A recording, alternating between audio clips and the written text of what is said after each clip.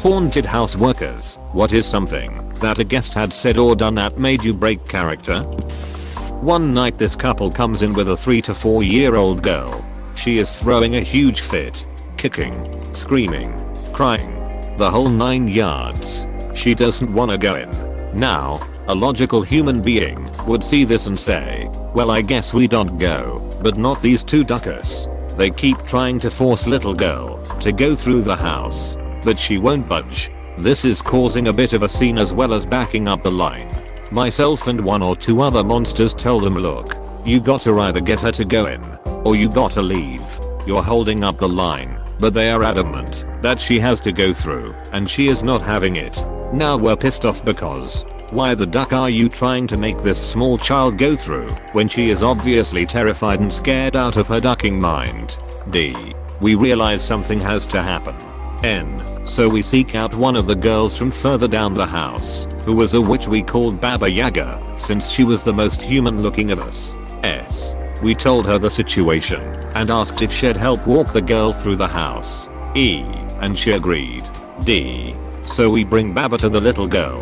L. And she goes into this cartoonish Russian accent, hello little girl. L. I'm Baba Yaga the good witch. H. I'm going to help you scare all the monsters. Abba Y.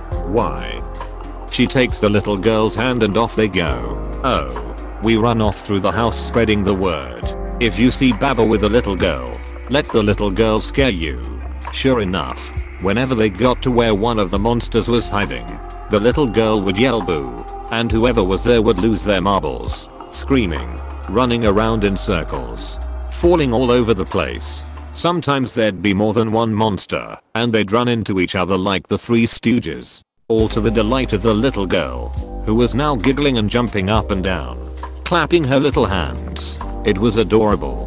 The adults that were with her looked annoyed, but ducked them. The rest of the group that got lumped in with them were having a great time as well, watching this tiny child scare the mean ugly monsters away. I've never seen an entire house break character like that, but it was fun to be a part of. I was an actor at a haunted house years ago. We had separate rooms connected by hallways for guests to walk through. Like, there was a murder room, a haunted house room, a circus themed room, and a zombie room.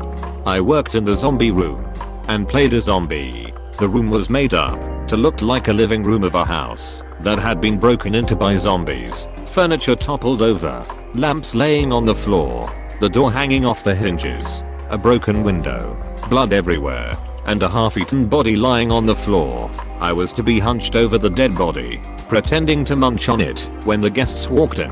And I'll say, our makeup crew was skilled. I looked like something from The Walking Dead. Well, this dude walks into my zombie room.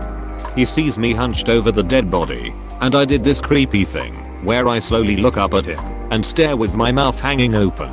He goes, oh, hell no, and stumbled backwards onto the couch, tried to scramble off the couch, only to trip over the lamp that was on the floor, and wound up falling face down on the floor. I have to admit, I broke character and laughed. I couldn't help it.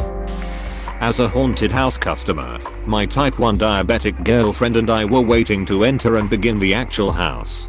This was after the line to get in and the holding area for parties to be able to go together. There was this big demon tree thing that had an actor actually talking to us. Tell me, mortals, what do you think your souls taste like? Apostrophe. I looked to my girlfriend. Just a sheepish grin and a shrug. Then I chime in and respond, well, I don't know about me, but her soul would be pretty sweet because she has diabetes. Apostrophe. That's awful. Apostrophe. Still one of our favorite memories, but that whole evening was just lovely and pleasant. Even demons have limits. Professionals have standards. So I was stationed in a small room just off to the side of a long hallway with a strobe light at the end. It made it hard for guests to see down towards me, but very easy for me to see them. So one evening a group of 5 teens come through, 4 girls with 1 guy leading them. Just as they enter the hall, the guy turns around to talk with them. Having just been handed a golden ticket here, I sneak up right behind this guy. The girls all go stone silent, and when the dude realizes they are looking at something beyond him, he turns around and finds me standing within inches of his face. I give out the most guttural scream I can, and in response, the guy leaps backwards and knocks down all 4 girls behind him, like they were bowling pins, leaving them all a tangled pile on the floor. I literally could not hold it together. I had to run off into a staff only area because I was laughing so hard and could not stop. Easily one of my favorite memories from that place. Used to work in one years ago. I worked the crowd, but mainly by standing at the entrance in a coffin that was fitted with an undertaker. I walked in the undertaker's feet, but my upper half was in the coffin. One night I was standing there, bone still. I did my own mac-up and frankly it was good. Made me look fake. Him standing there completely silent and still. Some German woman, drunk, because you can smell the beer on her, goes, "Is he real?" Cue me to kick the back of the coffin as a jump scare. She then proceeds to backhand me across the face. She did not get to go through the haunted house and was not refunded her money. Wag. Treats characters nicely. People. I think maybe she thought she was being funny. I found a lot of people like that who act like jackasses when they go to places like haunted houses. Worked a haunted trail / hayride when I was younger. When we see someone clearly not into it, we'd ask if they were okay, and if not we had a code or we'd pass down the line to let them just go through. Not sure if others worked like this though. Was playing a Grim Reaper statue that comes to life and lowers my fake Sith blade in front of guests from behind.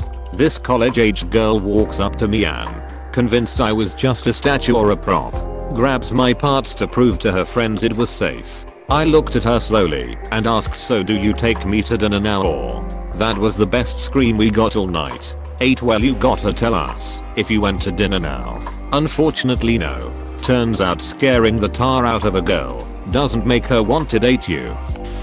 Not a worker, but as a customer. My sister and I once took a wrong turn in the haunted house. We were cornered by a dude in a hockey mask who was revving his chainsaw as he approached, and we were screaming in terror.